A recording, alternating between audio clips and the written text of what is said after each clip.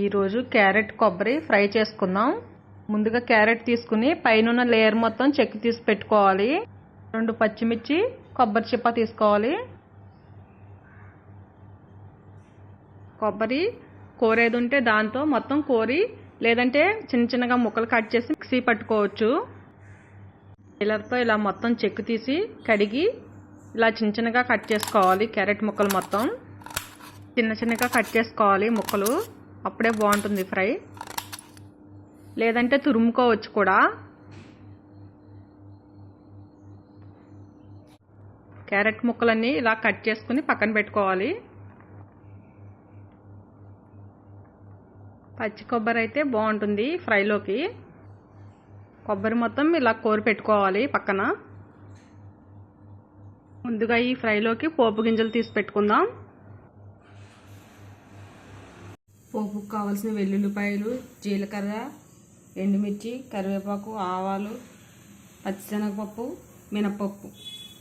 ముందుగా స్టవ్ వెలిగించి మూకుడు పెట్టి 3 స్పూన్ల వరకు ఆయిల్ వేసుకుందాం. ఆయిల్ వేడెక్కిన తర్వాత దంచి పెట్టుకున్న వెల్లుల్లి రేకలు వేసుకుందాం. పచ్చిమిర్చి,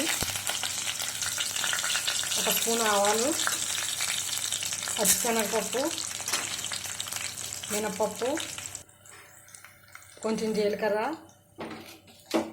ఎండుమిర్చి, కరివేపాకు, కొంచెం పసుపు. పోపు ఎగిపోయింది. ఇప్పుడు ముందుగా కట్ చేసి పెట్టుకున్న క్యారెట్ ముక్కలు వేసుకుందాం. ముక్కలు మొత్తం వేసిన తర్వాత ఒకసారి గరిటతో మొత్తం అంతా కలిసేలాగా కదుపుకుందాం.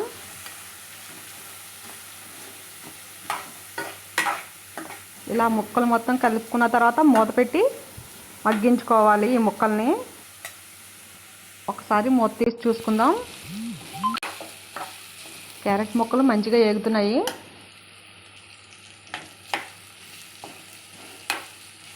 మధ్య మధ్యలో కదుపుకుంటూ మూత పెట్టి మళ్ళీ మగ్గించుకుందాం. ఒకసారి మూత తీసి చూసుకుని తగినంత సాల్ట్ వేసుకుందాం. ఉప్పు మొత్తం కలిసేలాగా ఒకసారి గరిటతో మొత్తం అంతా కదుపుకుందాం ముక్కల్ని. ఫ్రై మధ్య మధ్యలో గరిటతో కదుపుకుంటూ ఉండాలి. ముక్కలు మొత్తం అంతా మంచిగా ఉడుకుతాయి. అప్పుడు మూత పెట్టి మళ్ళీ 2-3 నిమిషాలు ఉడికించుకుందాం. మూత తీసి చూసుకుందాం. ముక్కలు మొత్తం బాగానే ఎగిపోయాయి. ఈ ముక్కలు 50% పైన ఎగిన తర్వాత ఇప్పుడు ముందుగా తురుము పెట్టుకుని పచ్చి కొబ్బరి వేసుకుందాం. కొబ్బరి కూడా మొత్తం అంతా కలిసేలాగా ఒకసారి గరిటతో కదుపుకుందాం. ఇలా మొత్తం కలిసేలా కదుపుకున్న తర్వాత మూత పెట్టి బాగా ఫ్రై చేసుకోవాలి. మధ్య మధ్యలో మూత తీసి చూసుకుంటూ ఈ ఫ్రై బాగా గరిటతో కదుపుకుంటూ ఉండాలి, లేదంటే అడుగంటేస్తుంది. కొబ్బరి వేసాం కదా, ఇలా కదపకుండా ఉంటే మాడిపోతుంది అడుగున.